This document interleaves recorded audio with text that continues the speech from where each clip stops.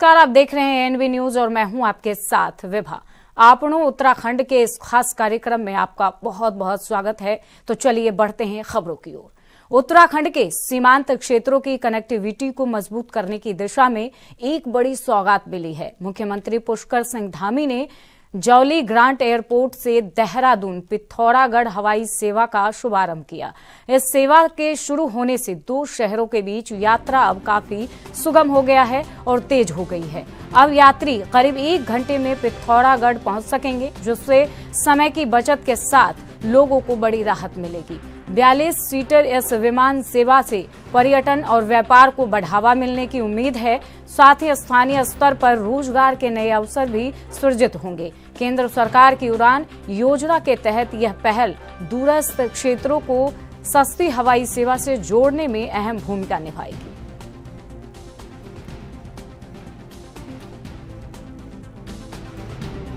बड़ा दिन कुमाऊं को गढ़वाल से जोड़ने के लिए, देहरादून से जोड़ने के लिए आज एक प्रयास हम कर सकते हैं। तरह तक होता है नहीं, आज का दिन बहुत ऐतिहासिक दिन है। मैं आज जो हवाई सेवा प्रारंभ हो रही है देहरादून से पिथौरागढ़ और पिथौरागढ़ से देहरादून की, इस सेवा के प्रारंभ होने पर मैं सभी सीमा क्षेत्रवासियों को, प्रदेशवासियों को, सबको मैं बहुत बधाई देता हूँ, शुभकामनाएं देता हूँ। रामनवमी के पावन दिन पर यह सेवा प्रारंभ हो रही है और इसके लिए मैं आदरणीय प्रधानमंत्री श्री नरेंद्र मोदी जी का और हमारे नगर विमानन मंत्री श्री राम मोहन नायडू जी का भी बहुत धन्यवाद करता हूं। और ये हमारी प्राथमिकता है कि राज्य के हमारे सभी सीमांत क्षेत्र हमारी हवाई सेवा से कनेक्ट हों। और पिथौरागढ़ का एयरपोर्ट अब देहरादून से सीधे जुड़ गया है, दिल्ली से भी जुड़ गया है, दिल्ली से भी हवाई सेवा प्रारंभ हो गई है। और उसके विस्तार के लिए 450 करोड़ रुपए की धनराशि राज्य सरकार ने पहले ही स्वीकृत कर दी है, जिससे कि उसका और विस्तार होगा। और भारत सरकार का नगर विमानन मंत्रालय, उसके साथ आदरणीय प्रधानमंत्री जी की उपस्थिति में हमारा करार हो चुका है, MOU हमारे साइन हो चुके हैं। इसके अतिरिक्त जो हमारे अन्य क्षेत्र हैं, उन क्षेत्रों को भी, चाहे हमारा चिन्याली सौड़ का क्षेत्र हो या हमारा गौचर का क्षेत्र हो, वो भी हवाई सेवा से जुड़े। और छोटे विमान, चूंकि अब देश की सेवा में ज़्यादा उनका प्रचलन बढ़। वैश्विक हालातों के बीच उत्तराखंड सरकार ने सतर्कता और संयम का संदेश दिया है। मुख्यमंत्री पुष्कर सिंह धामी ने कहा कि यह समय घबराने का नहीं है, बल्कि संयम और एकजुटता से इस मुश्किल घड़ी का सामना करने का है। प्रधानमंत्री नरेंद्र मोदी ने पहले ही स्थिति को वैश्विक चुनौती के रूप में पेश किया है। मुख्यमंत्री ने महामारी के दौरान सामूहिक प्रयासों की ओर इशारा करते हुए भरोसा जताया है कि इस बार भी एकजुट होकर इस संकट का सामना किया जाएगा। नहीं, देखिए, माननीय प्रधानमंत्री जी स्वयं सभी देशवासियों के सामने सारी बातें उन्होंने कल भी रखी है, राज्यसभा में, लोकसभा में, अन्य माध्यमों से। और ऐसे समय में जब ये पूरा एक तरह से वैश्विक संकट है, तो इस समय में जैसे हम लोगों ने महामारी के समय में भी पूरी एकजुटता के साथ जो हमारे पास संसाधन हैं, उन संसाधनों का पूरी तरह से उपयोग करते हुए हमको काम करना है, संयम से मिलजुल कर। और इस घड़ी में भी हम सब लोग इसका सामना करेंगे और इससे भी आगे। उत्तराखंड के मुख्यमंत्री पुष्कर सिंह धामी ने कैबिनेट बैठक के बाद मंत्रिमंडल के सदस्यों के साथ राज्य के विकास कार्यों और जन कल्याणकारी योजनाओं की समीक्षा के लिए अहम बैठक की। मुख्यमंत्री ने सभी मंत्रियों को निर्देश दिए हैं कि वे जनपदों की नियमित भ्रमण कर योजनाओं का स्थलीय निरीक्षण करें और जमीनी हकीकत का आकलन करें। उन्होंने यह भी कहा कि सरकार की प्राथमिकता योजनाओं का समयबद्ध और प्रभावी क्रियान्वयन सुनिश्चित करना है, ताकि जनता का विश्वास मजबूत हो सके। मुख्यमंत्री ने विभागों के बीच बेहतर समन्वय पर भी जोर दिया है और कहा कि संतुलित और समावेशी विकास के लिए सरकार प्रतिबद्ध है।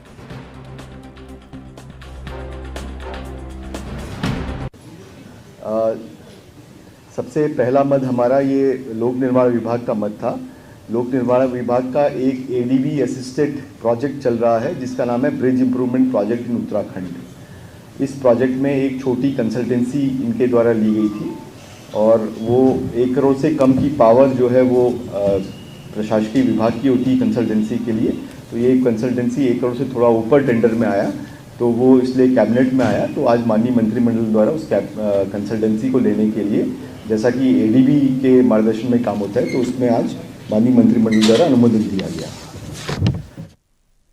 मुख्यमंत्री पुष्कर सिंह धामी ने महाराणा प्रताप स्पोर्ट्स कॉलेज देहरादून में उत्तरांचल प्रेस क्लब द्वारा आयोजित मंजुल सिंह मंजुला स्मृति अंतर क्रिकेट टूर्नामेंट का शुभारंभ किया। इस दौरान मुख्यमंत्री ने खुद मैदान में उतरकर क्रिकेट खेलते हुए खिलाड़ियों का उत्साहवर्धन किया।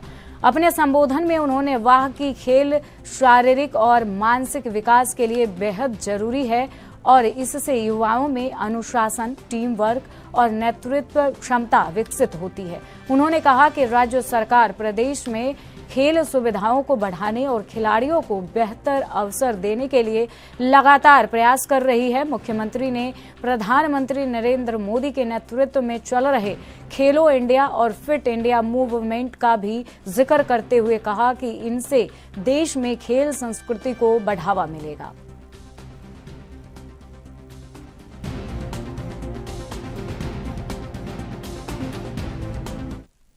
मुख्यमंत्री पुष्कर सिंह धामी से मुख्यमंत्री आवास पर बार एसोसिएशन देहरादून के प्रतिनिधि मंडल ने शिष्टाचार भेंट की।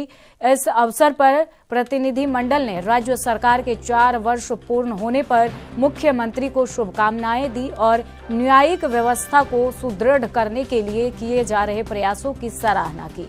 अधिवक्ताओं ने न्यायालय परिसरों में सुविधाओं के विस्तार, प्रक्रियाओं को सरल बनाने और अधिवक्ताओं के हित में किए जा रहे कार्यों के लिए सरकार का आभार व्यक्त किया है। मुख्यमंत्री ने प्रतिनिधि मंडल के साथ बैठक में राज्य की न्यायिक व्यवस्था को और अधिक मजबूत करने के लिए सरकार की प्रतिबद्धता जताई और उनके सुझावों को सराहा।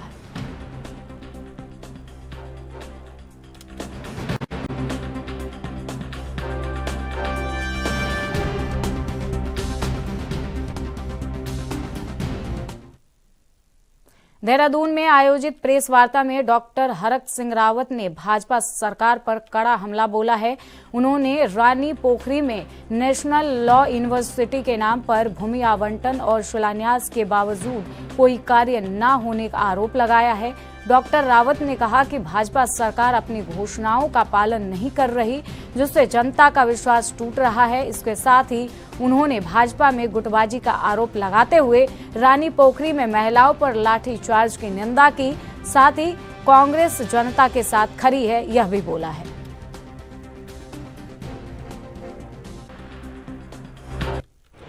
जी 22 अप्रैल 2019 को जियो जारी हुआ कि रानी पोखरी देहरादून जनपद में राष्ट्रीय विधि विश्वविद्यालय स्वीकृत किया गया। माननीय राज्यपाल ने सरकार की संस्तुति पर यह विश्वविद्यालय स्वीकृत कर दिया। 2 मार्च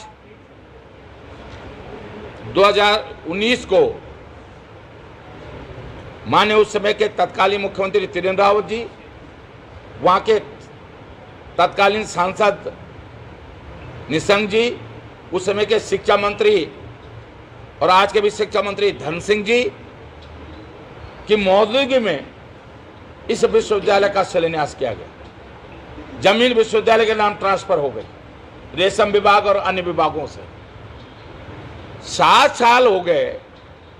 7 साल में वो विश्वविद्यालय, एक ईंट भी उस विश्वविद्यालय के नाम पर नहीं रखी गई और अचानक वो जमीन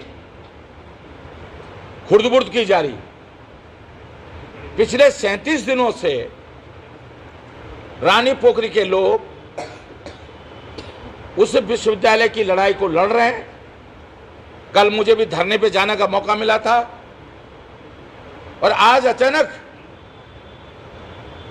ऋषिकेश एसडीएम, तहसीलदार और पूरा पुलिस फोर्स को ले जाकर। वक्त है एक छोटे से ब्रेक का।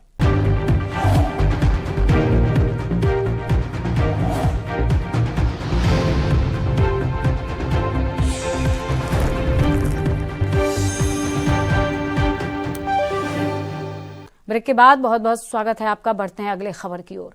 मुख्यमंत्री पुष्कर सिंह धामी सरकार के 4 साल पूरे होने पर विपक्ष ने हमलावर रुख अपना लिया है। नेता प्रतिपक्ष यशपाल आर्य ने सरकार के कार्यकाल को अत्यंत निराशाजनक करार दिया है। उन्होंने आरोप लगाया है कि प्रदेश में भ्रष्टाचार, महंगाई और बेरोजगारी चरम पर है, जबकि शिक्षा और स्वास्थ्य सेवाएं बदहाल हैं। सरकार द्वारा मनाए जा रहे जश्न को जनता के साथ अन्याय बताते हुए मांग की है कि सरकार अपने कामकाज पर रिश्वत पत्र जारी करे, यानी कि श्वेत पत्र जारी करे। विपक्ष के इस तीखे तेवरों ने सियासी पारे को गर्म कर दिया है। निश्चित रूप से भारतीय जनता पार्टी की इस वर्तमान सरकार है भ्रष्टाचार में नंबर 1, महंगाई से पूरा प्रदेश त्रस्त है नंबर 1,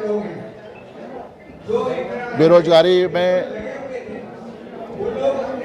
भाजपा सरकार ने नौजवानों के साथ, युवाओं के साथ खिलवाड़ किया है और जो अपराध हैं, महिला अपराधों में उत्तराखंड पहली पायदान में है। कानूनी व्यवस्था पूरी तरह ध्वस्त हो चुकी है, शिक्षा व्यवस्था बदहाल है, स्वास्थ्य सेवाएं बिल्कुल चरमरा चुकी हैं और किसान आज भी अपनी उपज का उसे उचित मूल्य नहीं मिल पा रहा है। किसानों के जो रासायनिक खादें हैं, डीजल है, जो उपकरण है, कृषि यंत्र हैं, उसमें बढ़ोतरी हो रही है। गन्ना किसानों का भुगतान सरकार नहीं कर पा रही है, चीनी मिलें बंद हो रही हैं और पलायन लगातार जारी है। आपदा से पूरा प्रदेश प्रभावित है, बुनियादी ढांचा बुरी तरह ध्वस्त हो चुका है और मैं स्पष्ट रूप से कहना चाहता हूं कि अगर सरकार को सही सरकार की जवाबदेही है, सरकार को बताना चाहिए और अपना एक खाका तैयार दिखाना चाहिए कि हमने 4 सालों में हमने ये उपलब्धियां, हमने ये विकास के नए आयाम हमने स्थापित किए हैं। हमने मौसम में बदलाव को देखते हुए स्वास्थ्य विभाग ने आम जनता के लिए एडवाइजरी जारी की है। देहरादून के सीएमओ मनोज कुमार ने लोगों से स्वास्थ्य के प्रति सतर्क रहने की अपील करते हुए कहा कि इस दौरान खान पान में विशेष सावधानी बरतना जरूरी है। उन्होंने साफ पानी पीने, घर के आसपास गंदा पानी जमा न होने देने के, ताजा भोजन करने की सलाह दी है। साथ ही बदलते मौसम में डिहाइड्रेशन और अन्य बीमारियों के खतरे को देखते हुए लोगों को जागरूक रहने पर जोर दिया है। यह एडवाइजरी लोगों को मौसम में होने वाली स्वास्थ्य समस्याओं से बचने के लिए मार्गदर्शन प्रदान करती है।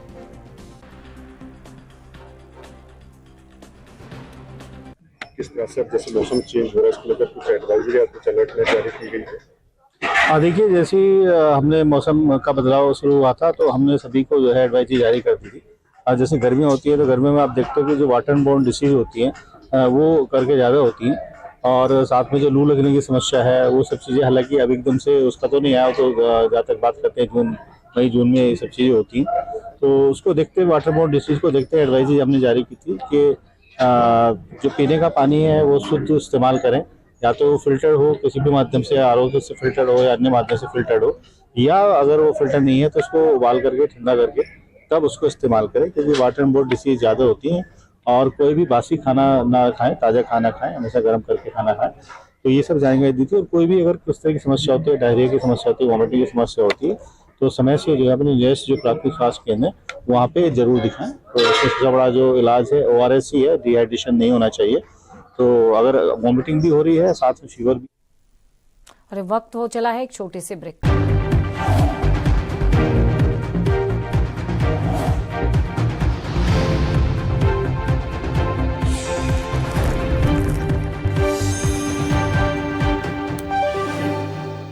ब्रेक के बाद फिर से एक बार आपका बहुत बहुत स्वागत है। बढ़ते हैं अगले खबर की ओर।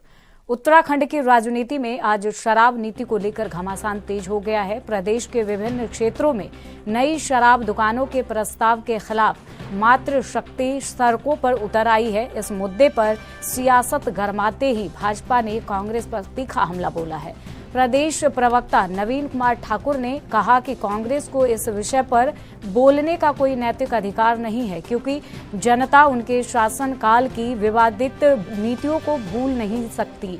भाजपा ने स्पष्ट किया कि वे मातृशक्ति की भावनाओं का पूरा सम्मान करते हैं, लेकिन कांग्रेस इस संवेदनशील मुद्दे को केवल राजनीतिक हवा दे रही है। सबसे पहले तो मातृशक्ति की भावनाओं का सम्मान है। अगर मातृशक्ति कहीं है, विरोध कर रही है, तो निश्चित तौर पर हमारी सरकार उसको दिखाएगी। लेकिन कांग्रेस तो कम से कम इस प्रकार की राजनीति ना करे। कांग्रेस जो है अपने समय का दौर भोगी। जब जो है डेनिस की सरकार चलती थी, केवल एक ही ब्रांड था पूरे प्रदेश में, डेनिस। मुख्यमंत्री हरीश रावत जी बताएं कि उस वक्त पूरे प्रदेश में डेनिस वालों के साथ उनकी क्या साठगांठ थी। और वो दौर जो है आज भी सबको याद है, जब टीवी पर मुख्यमंत्री जी ने कहा था, तत्कालीन कांग्रेस के मुख्यमंत्री ने, इस प्रदेश को लूट लो, आंखें फेर लूंगा।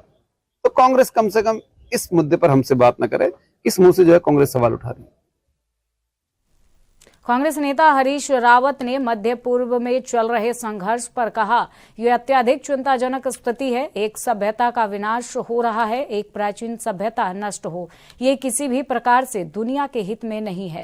सारी दुनिया की अर्थव्यवस्था इससे चरमरा जाएगी और भारत जैसी अर्थव्यवस्था के ऊपर इसका जबरदस्त दुष्प्रभाव पड़ेगा।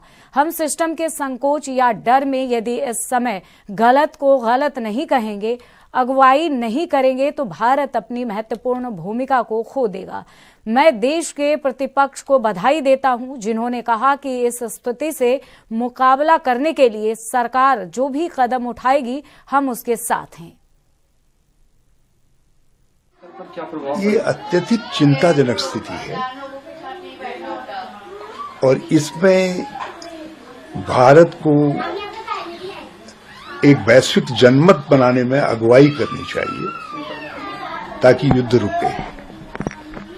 और एक सभ्यता का विनाश हो रहा है।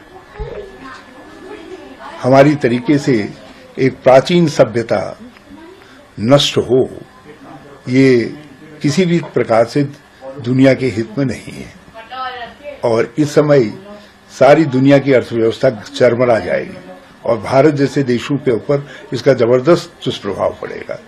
हम सिस्टम के संकोच में या डर में यदि इस समय गलत को गलत नहीं कहेंगे और उठ करके खड़े नहीं होंगे और एक वैश्विक दबाव बनाने में अगुवाई नहीं करेंगे, तो भारत अपनी महत्वपूर्ण भूमिका को खो देगा।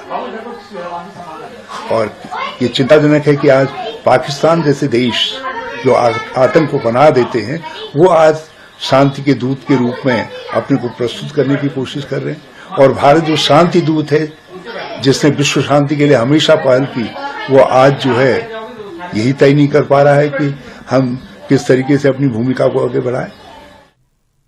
कैबिनेट विस्तार के बाद मुख्यमंत्री पुष्कर सिंह धामी की अध्यक्षता में सचिवालय में मंत्रिमंडल की पहली बैठक आयोजित हुई है, जिसमें नए शामिल 5 मंत्रियों ने पहली बार हिस्सा लिया। बैठक में कुल 16 महत्वपूर्ण प्रस्तावों को मंजूरी दी गई है। मंत्रिमंडल ने लोक निर्माण विभाग में 1 करोड़ से अधिक की कंसल्टेंसी को स्वीकृत कर दी और न्याय विभाग के लिए कर्मचारियों को 10 लाख तक सॉफ्ट लोन देने का निर्णय लिया है। वन विभाग में प्रशासनिक पदों के लिए न्यूनतम सेवा अवधि को 25 से घटाकर 22 वर्ष कर दिया गया है। इसके अलावा ऊर्जा विभाग में सब्सिडी की अवधि सीमित करने और होम गार्ड्स के लिए नई नियमावली बनाने जैसे अहम फैसले लिए गए हैं।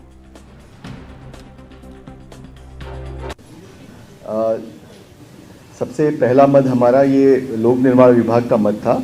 लोक निर्माण विभाग का एक एडीबी असिस्टेड प्रोजेक्ट चल रहा है, जिसका नाम है bridge improvement project in Uttarakhand. इस प्रोजेक्ट में एक छोटी कंसल्टेंसी इनके द्वारा ली गई थी और वो 1 करोड़ से कम की पावर जो है वो प्रशासकीय विभाग की होती है कंसल्टेंसी के लिए। तो ये कंसल्टेंसी 1 करोड़ से थोड़ा ऊपर टेंडर में आया, तो वो इसलिए कैबिनेट में आया। तो आज माननीय मंत्रिमंडल द्वारा उस कंसल्टेंसी को लेने के लिए, जैसा कि एडीबी के मार्गदर्शन में काम होता है, तो उसमें आज देवप्रयाग क्षेत्र पंचायत की बैठक ब्लॉक प्रमुख विनोद बिष्ट की अध्यक्षता में संपन्न हुई, जिसमें विधायक विनोद कंडारी और डीएम नीतिका खंडेलवाल भी मौजूद रहे। बैठक में जनप्रतिनिधियों ने स्वास्थ्य, सड़क, बिजली, पेयजल और शिक्षा जैसे अहम मुद्दों को उठाया और विकास कार्यों की प्रगति तथा लंबित योजनाओं पर चर्चा की। विधायक विनोद कंडारी ने कहा कि मुख्यमंत्री धामी के नेतृत्व में जन समस्याओं का समयबद्ध निस्तारण प्राथमिकता है और अधिकारियों को जनप्रतिनिधियों के साथ समन्वय बनाकर कार्य करने के निर्देश दिए गए हैं। बैठक में स्वर्गीय गोविंद प्रसाद गौरोला के चित्र का अनावरण भी किया गया, जिससे कार्यक्रम में श्रद्धांजलि अर्पित की गई। ये सदन होता है, सदन में लोग विषय उठाते हैं और हर जनप्रतिनिधि के लिए जो सदन होता है अपनी आवाज़ उठाने का होता है। इसलिए आपने देखा होगा मैं बीडीसी में जरूर आता हूँ। हमको भी लगता है कि एज ए विधायक हमको किन किन चीज़ों पर काम करना चाहिए। आज स्वास्थ्य को लेकर लोगों ने वो आया, उनका भी एक वाजिब था कि भाई मांग थी, हमने भी अपने विषय के अधिकार में रखे हमने क्या क्या पर किया। और यहाँ पर पहले डॉक्टर में विधायक नहीं मिला था, एक दो डॉक्टर रहते थे। आज पूरे विधानसभा अगर आप देखोगे कोई हॉस्पिटल कोई APSC आपको खाली नहीं मिलेगी। और 5 तारीख को जो है 5 तारीख को या उसके डेट चेंज हो सकती है। जामनी खाल में 5 करोड़ मैंने हॉस्पिटल दे सेंक्शन कर दिया, उसकी भी मैं बिल्डिंग बनाऊँ। और आप देखिए जहाँ जहाँ मैं स्वास्थ्य विभाग की बिल्डिंगें बना रहा हूँ, मैं डॉक्टरों के लिए आवास की भी व्यवस्था कर रहा हूँ जिससे डॉक्टर के रहने की व्यवस्था हो सके। तो ये वही है कि हमने भी वॉकिंग इंटरव्यू शुरू कर दिया। आप जानते हो मैंने सदन में भी कहा भाई कि अगर डॉक्टर वॉकिंग इंटरव्यू हमारे पास अगर आपकी रेंज में भी कोई डॉक्टर अगर ऐसा है जो इस मानक को पूरा करता है तो हम लाइए, हम उसको भी हम जो वॉकिंग इंटरव्यू है उसको शामिल कर सकते हैं। जैसा कि आप लोग को विदित है, स्वास्थ्य सेवाओं को दुरुस्त करने के लिए काफ़ी टाइम से प्रयास चल रहा है और जनपद में हमने देखा है पिछले दिनों घनसाली में भी और चंबा में भी और देवप्रयाग में भी काफ़ी जगह केसेस भी आए मैटरनल डेथ्स के। साथ ही साथ हमने ये भी देखा कि रेफर भी हुए लोग, तो रास्ते में भी उनकी डेथ हुई। उन सभी का हमारे द्वारा अपने जिले स्तर पे एक डेथ ऑडिट भी मेरे द्वारा खुद पर्सनली भी किया गया। और कुछ चीज़ें जो हमें लगी, जैसे कि एक्सरे अगर मैं बताऊंगी तो घनसाली में ख़राब था, उसको ठीक कराया गया ताकि सुदृढ़ हो जाए। जो हमारे सचल सेवा दल है, जो एक बसेस हैं, वो भी हमने माननीय मुख्यमंत्री जी से 6 मार्च को अनावरण करा के वो ताकि गांव-गांव जाके उस पर सारा कुछ फिटेड है ताकि चेकअप लोगों के कर पाए। जो मैटरनल डेथ्स का प्रॉब्लम है वो मैं संज्ञान में लाना चाहूँगी कि एक जो हमारे रेडियोलॉजिस्ट की कमी है उसको हम लोग पूरा करने का प्रयास कर रहे हैं। अभी भी ये बात हुई है कि वॉक इन इंटरव्यूज चल रहे हैं, जिले में 2 पद है, उसके लिए भी प्रस्ताव हम शासन को भेज चुके हैं कि हमारे पद भी बढ़ाए जाएँ और रेडियोलॉजिस्ट की तैनाती भी की जाए। उसके अलावा जो हमने देखा कि जो मैटरनल डेथ्स का एक जो मूलभूत जो इशू निकल के आता है वो ये भी आता है कि ANC जब ANM टाइम से कर रही है और उससे पहले अगर जो उसकी हीमोग्लोबिन चेकअप रेगुलरली हो तो जो महिलाओं को। फिलहाल इस बुलेटिन में बस इतना ही। देश और दुनिया की तमाम खबरों को देखने के लिए बने रहिए ANB के साथ। धन्यवाद।